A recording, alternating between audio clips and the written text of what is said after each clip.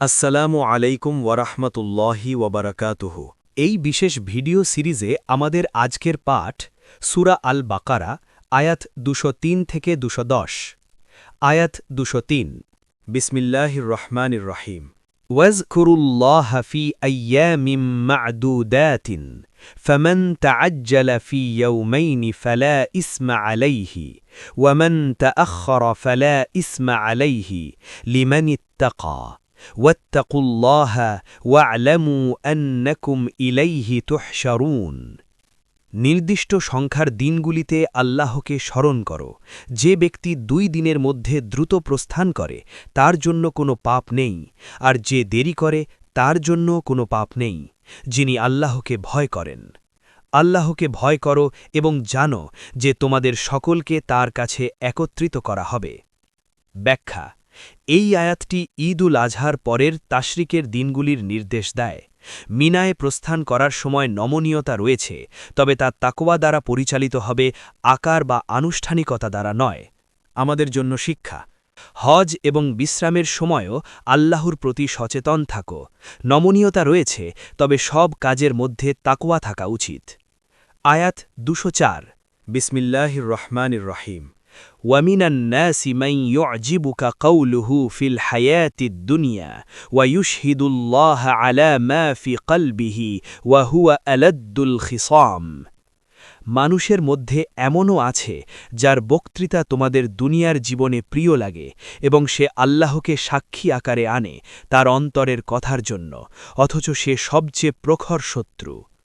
ব্যাখ্যা: এরা বাস্তব দুনিয়ায় ক্ষতি করে যদিও তারা সৎ দেখায়। তাদের কাজ তাদের প্রকৃত চরিত্র প্রকাশ করে। আমাদের জন্য শিক্ষা: শুধু দৃষ্টিতে প্রভাবিত হবে না, একজনের কাজের ফলাফল দেখো।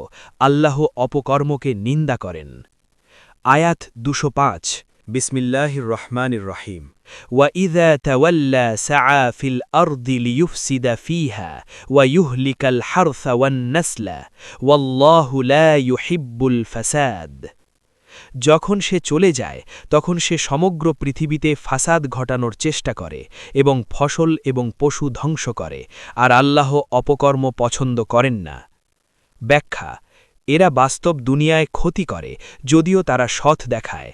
তাদের কাজ তাদের প্রকৃত চরিত্র প্রকাশ করে।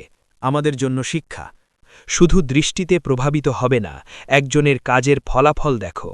আল্লাহ অপকর্মকে নিন্দা করেন। আয়াত ২০৬। বিসমিল্লাহির রহমানির রহিম। وَإِذَا قِيلَ لَهُ اتَّقِ اللَّهَ أَخَذَتْهُ الْعِزَّةُ بِالْإِثْمِ فَحَسْبُهُ جَهَنَّمُ وَلَبِئْسَ الْمِهَادُ। যখন তাকে বলা হয় আল্লাহকে ভয় করো, পাপের অহংকার তাকে গ্রাস করে, তার জন্য যথেষ্ট হল জাহান্নামের আগুন, আর কি কষ্টদায়ক বিশ্রামের স্থান।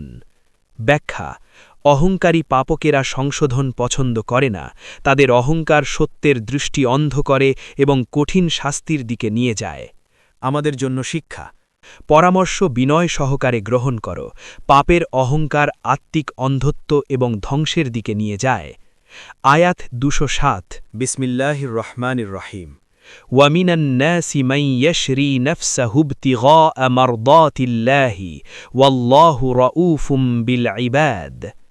মানুষের মধ্যে এমনও আছে যে নিজের জীবন বিক্রি করে আল্লাহর সন্তুষ্টির জন্য চেষ্টা করে, আর আল্লাহ তার বান্দাদের প্রতি দয়ালু।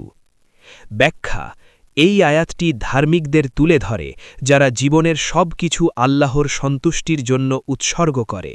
আমাদের জন্য শিক্ষা: তুমি সেই ব্যক্তিদের মধ্যে হও যারা সততার সাথে আল্লাহর সন্তুষ্টির জন্য চেষ্টা করে। আল্লাহ সব সময় নিজের ডেভোটেড বান্দাদের প্রতি দয়ালু। আয়াত ২০৮। বিসমিল্লাহির রহমানির রহিম। يا أيها الذين آمنوا ادخلوا في السلم كافة ولا تتبعوا خطوات الشيطان إنه لكم عدو مبين।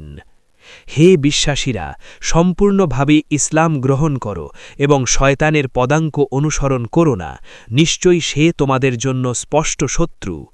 ব্যাখ্যা: সত্যিকারের ইসলাম সম্পূর্ণ আত্মসমর্পণ দাবি করে, শুধুমাত্র সুবিধাজনক অংশ অনুসরণ করলে বিভ্রান্তি হবে। আমাদের জন্য শিক্ষা: সম্পূর্ণভাবে আত্মসমর্পণ করো। ইসলাম কোনো বাফে নয়, শুধুমাত্র যে যা সুবিধাজনক তা অনুসরণ করলে বিভ্রান্তি হবে। আয়াত 209। বিসমিল্লাহির রহমানির রহিম। فَإِنْ زَلَلْتُمْ مِنْ بَعْدِ مَا جَاءَتْكُمُ الْبَيِّنَاتُ فَاعْلَمُوا أَنَّ اللَّهَ عَزِيزٌ حَكِيمٌ। কিন্তু যদি তুমি স্পষ্ট নিদর্শনগুলো পাওয়ার পরও ভুল পথে চলে যাও, তবে জানো আল্লাহ শক্তিশালী এবং প্রজ্ঞাবান। ব্যাখ্যা: এই আয়াতটি বিশ্বাসীদের সতর্ক করে যে স্পষ্ট দিক নির্দেশ পাওয়ার পরও ফিরে যাওয়া উচিত নয়। আল্লাহর শক্তি প্রজ্ঞার সাথে যুক্ত। আমাদের জন্য শিক্ষা। সত্যকে ধরে রাখো, তোমার কামনা যেন তোমার দিক নির্দেশ ধ্বংস না করে। আয়াত 210। বিসমিল্লাহির রহমানির রহিম। هل ينظرون إلا أن يأتيهم الله في ظلال من الغمام والملائكة وقضي الأمر وإلى الله ترجع الأمور। তারা কি অপেক্ষা করছে যে আল্লাহ তাদের কাছে মেঘের আড়ালে এসে পৌঁছান এবং ফেরেশতারা উপস্থিত হন এবং সব কিছু নির্ধারিত হয়, আর আল্লাহর কাছে সব বিষয় ফেরত যায়? ব্যাখ্যা: যারা স্পষ্ট নিদর্শন প্রত্যাখ্যান করে তারা শুধুমাত্র বিশ্বাস করবে যখন দেরি হয়ে যাবে, কায়ামতের দিনে। চূড়ান্ত সিদ্ধান্ত আল্লাহর হাতে। আমাদের জন্য শিক্ষা। বিশ্বাস এবং তওবা দেরি করো না, সত্য ইতিমধ্যে স্পষ্ট, সময়ের আগে কাজ করো।